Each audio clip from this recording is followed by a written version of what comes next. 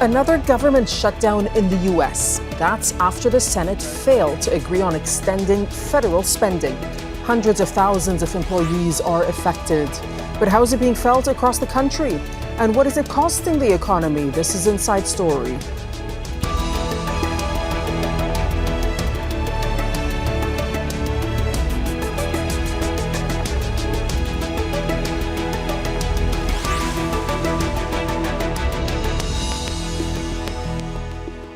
Hello and welcome to the program. I'm Dareen Abughaida. The U.S. government is shut down. The impasse began after Democrats voted down a bill that would cut health care funding, saying it would be damaging to the American public.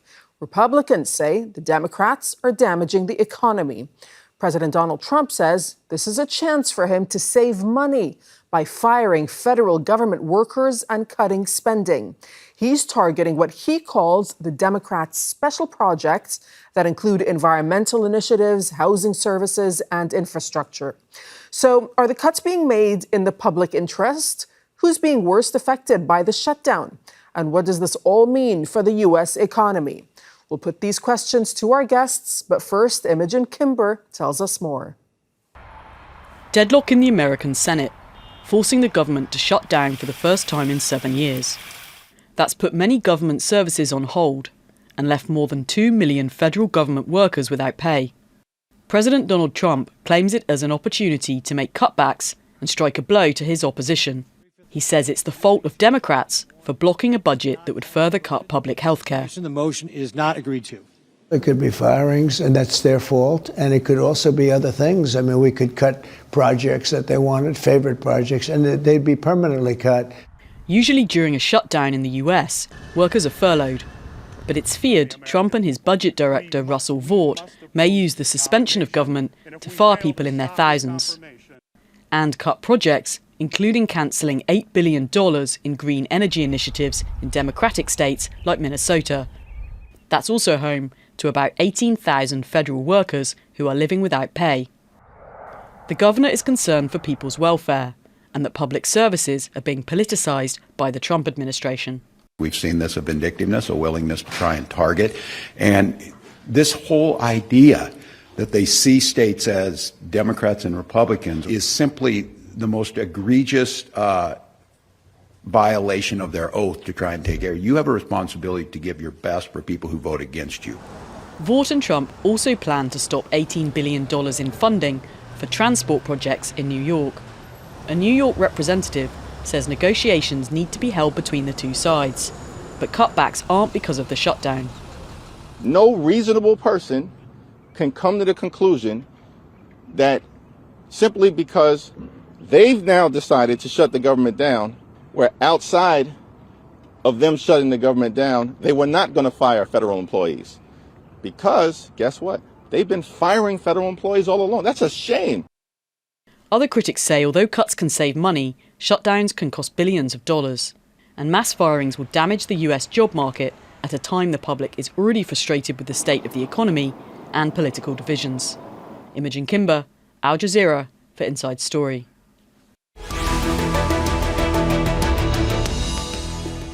Let's now bring in our guests who are all joining us from Washington, D.C. We have Eric Ham, who's a political analyst and the author of the GOP Civil War, Inside the Battle for the Soul of the Republican Party.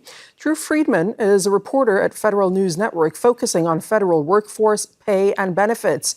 Rina Shah is joining us. She's a political strategist and a former senior congressional GOP advisor. Welcome to the program. Thanks so much for your time. Drew Friedman, the last time this happened was under Trump's first term, right? The government shut down for 34 days, the longest in history. Explain how much of the government actually shuts down and what this looks like right now on the ground.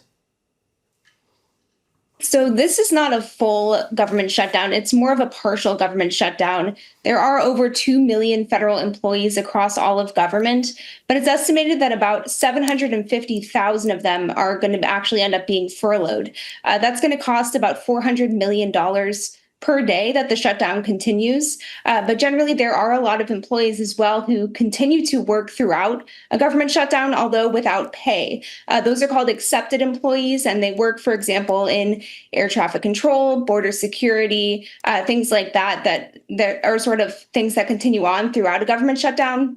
Regardless of whether federal employees are furloughed or accepted and continue to work throughout a shutdown, they are not paid during the shutdown, but they do get pay once that shutdown ends. Okay, got it. Eric Ham, look, beyond the political fights, which we'll talk about, there are real consequences for Americans, just like Drew was outlining.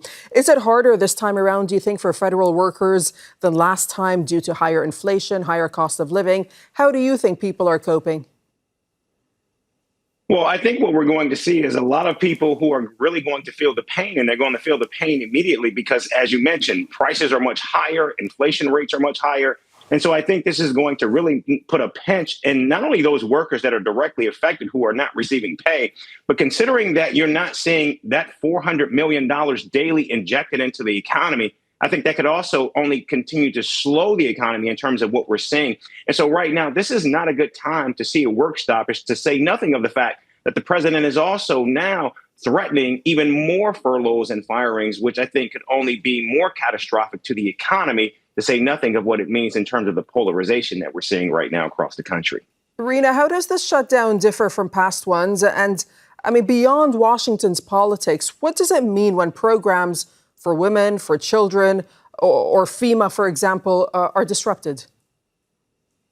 Well, this shutdown is more than just Washington, D.C. drama. It's a global signal. It not just risks our economy, it risks Ukraine's defense and America's credibility. I think when we think about shutdowns, we don't really quite recognize the long-term impacts, obviously. There's economic pain, there's geopolitical fallout, and there's also political erosion. But long-term, what we have found is that shutdowns aren't short-term. They do leave lasting economic scars.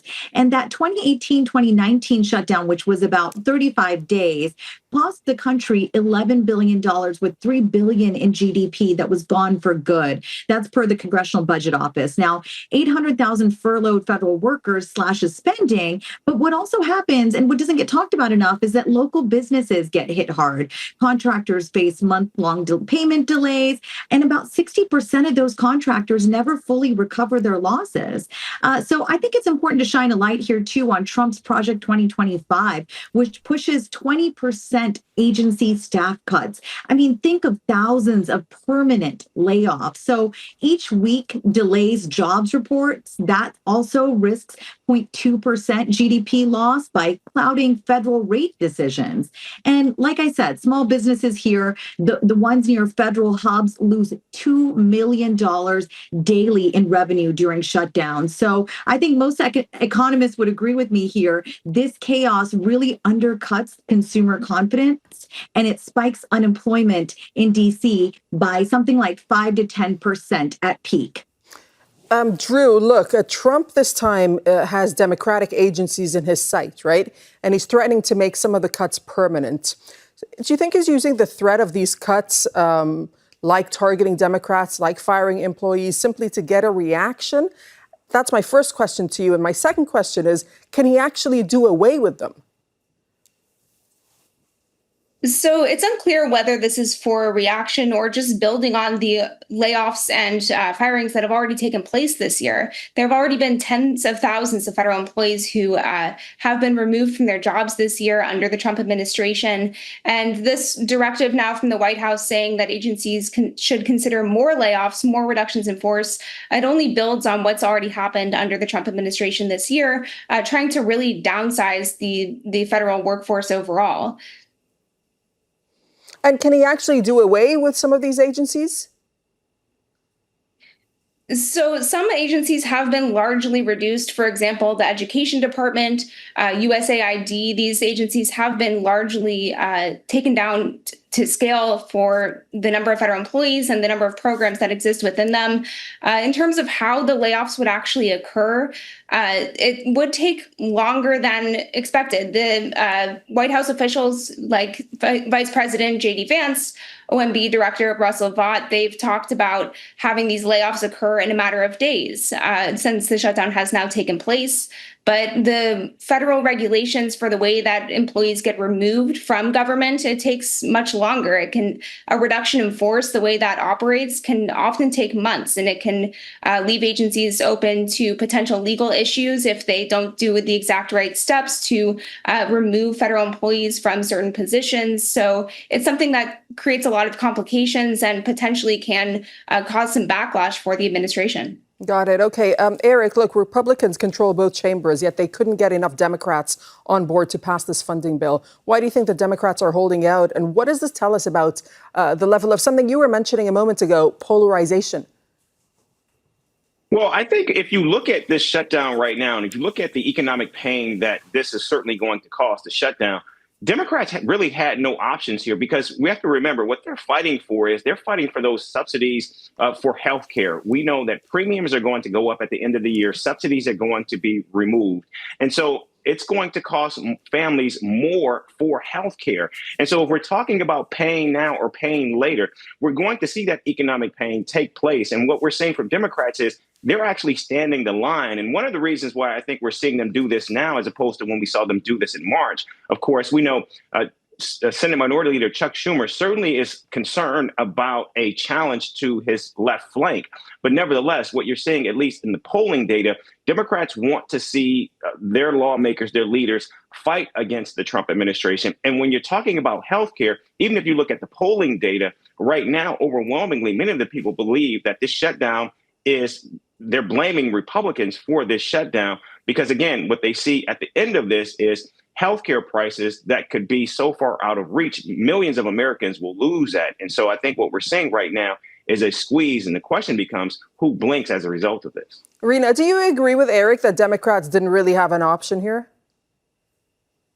I disagree. I think Democrats could have come to the table earlier and talked about healthcare many months before they did. They were a day late and a dollar short on that bit. But it is true also that Republicans didn't meet them at the bargaining table in earnest. Republicans wanted egg on the face of Democrats. They wanted this shutdown to look like it was the unforced error of Democrats as well. But every day and perhaps every week that this shutdown goes by, the incumbents, the Republicans, risk looking like the ones responsible for the shutdown. Right now, the rhetoric is about streamlining government. But I have warned Republicans about that risk that they're taking here, because it doesn't look like that to the American public as each day goes on, as we approach the holiday season here in the United States. What it starts to look like is that this is a gamble with America's economic stability. And when we zoom out and look at sort of the geopolitical impacts as well, what we also see that this isn't just domestic. It's a blow to our role as the world's anchor. Long-term eroded trust really weakens NATO, and it emboldens autocrats like Putin. And so what I really want to urge lawmakers to think about here is the reliability that we are seen to have on the world stage. Reliability also defines U.S. power, essentially, and shutdowns make us look like a flickering light. That is not something we need at this moment in time. Here's the thing, Rena, let me ask you this. I mean, Trump, we're going to talk about how this looks on the global stage in a little while. But in the past, Trump said, quote, I'm quoting him here, the president has to lead. I mean, this was back in 2013 when he criticized Obama for failing to negotiate. So how do Republicans reconcile that role now when Trump himself today is pushing for hardline shutdown tactics? Right. So this shutdown in particular is a standoff over the 2025 Affordable Care Act subsidies, and that's for 20 million Americans.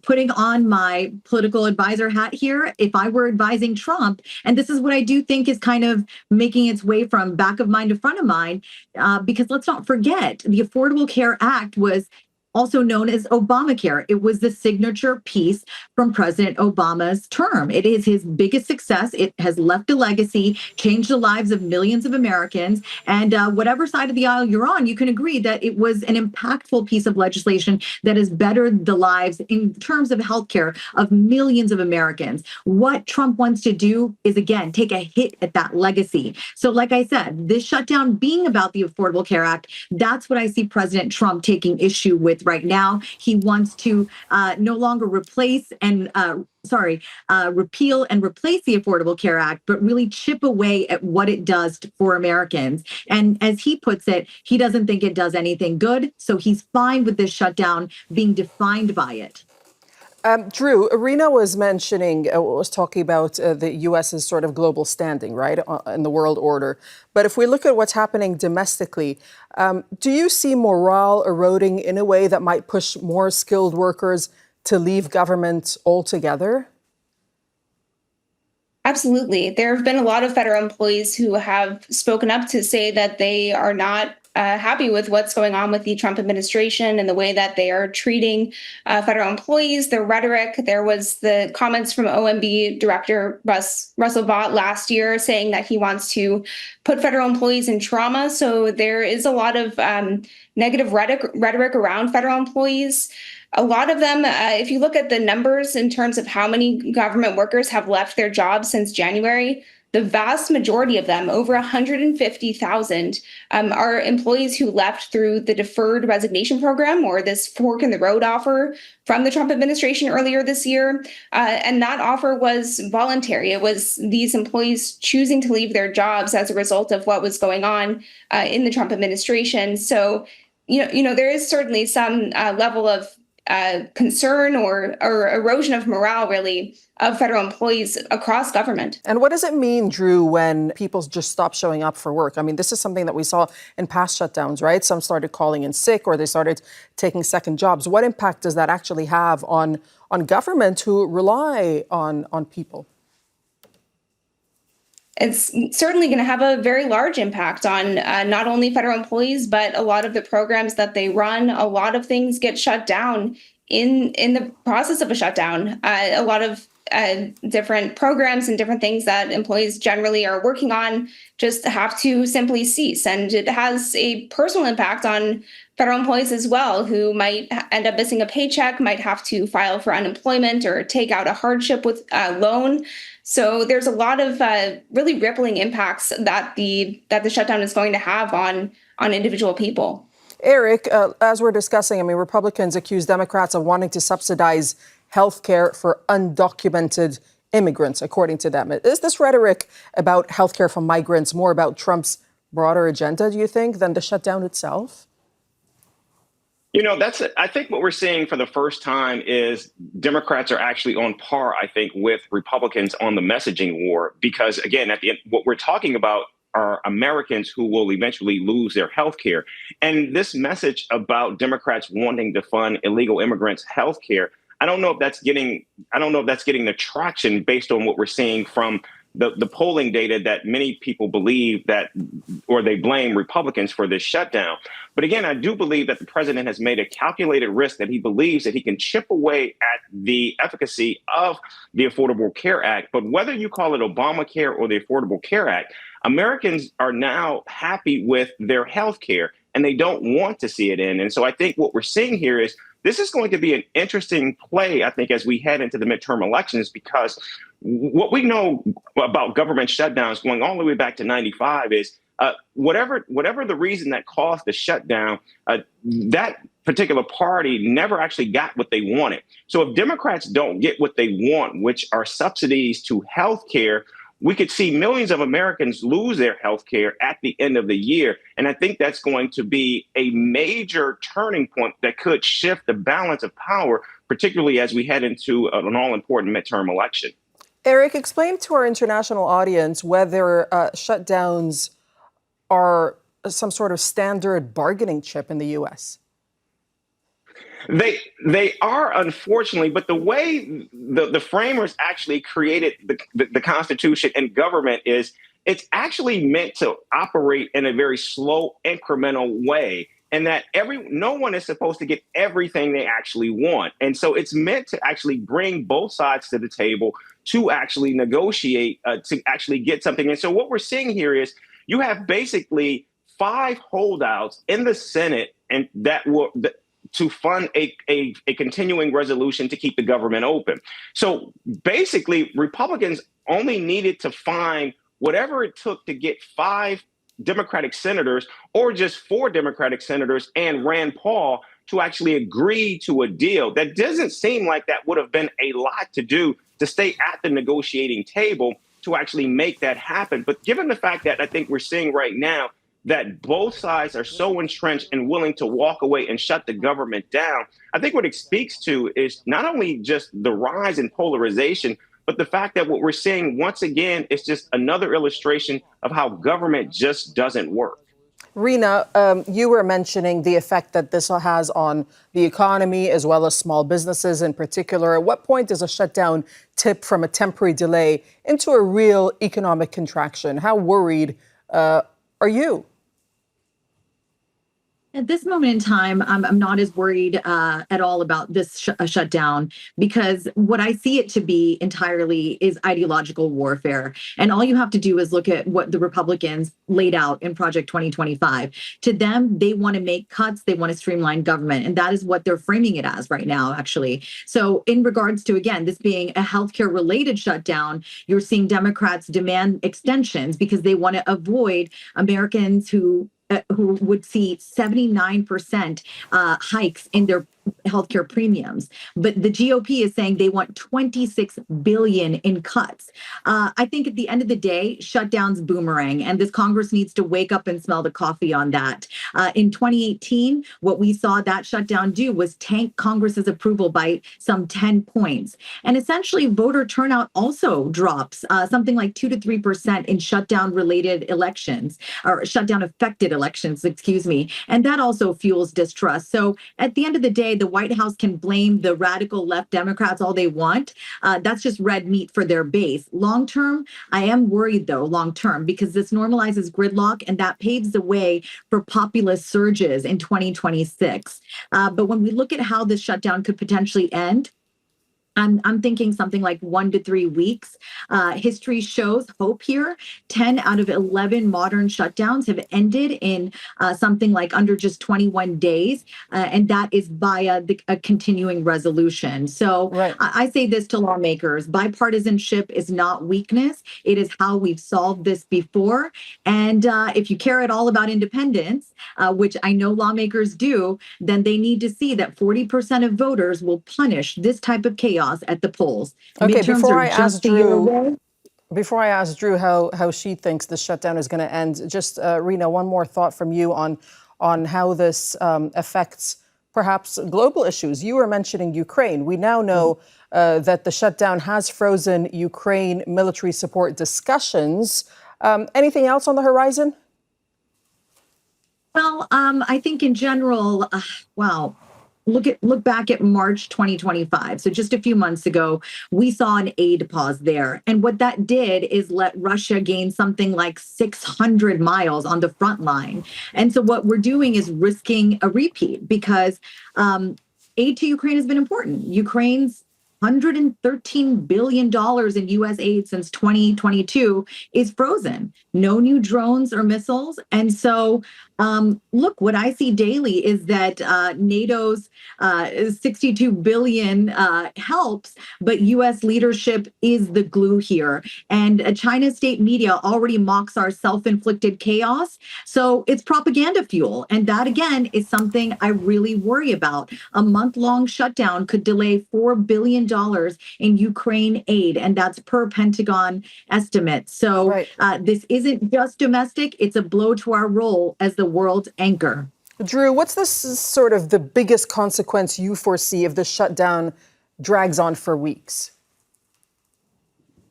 I think certainly it will be, from my perspective, the impact on federal employees and federal programs that have to shutter during the shutdown. There's a lot, 750,000 furloughed employees, as I mentioned. That's going to cost $400 million per day to compensate them once the shutdown ends.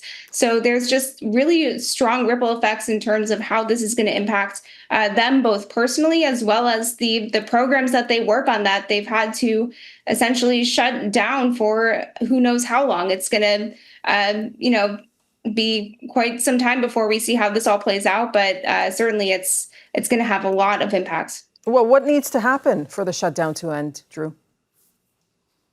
Well, as the other guests have mentioned, just from a functional perspective, Congress will need to pass some sort of legislation to enact government spending. Almost certainly that's going to mean a continuing resolution, whether that would last for a couple of weeks or a couple of months. But that could also lead to further stalemates, further issues. It's not guaranteed that lawmakers a few weeks or a few months down the road, if they are able to enact a continuing resolution, that they would reach an agreement by the next deadline. That's just a temporary measure to fill in with the past year's budget. And it's something that also contributes to stagnating programs and stagnating federal work, really, because they're not looking at the long-term budget. So this could have a lot of, again, a lot of impacts, and we're just going to have to see what happens. Eric, are there lessons U.S. leaders should have learned from past shutdowns but haven't?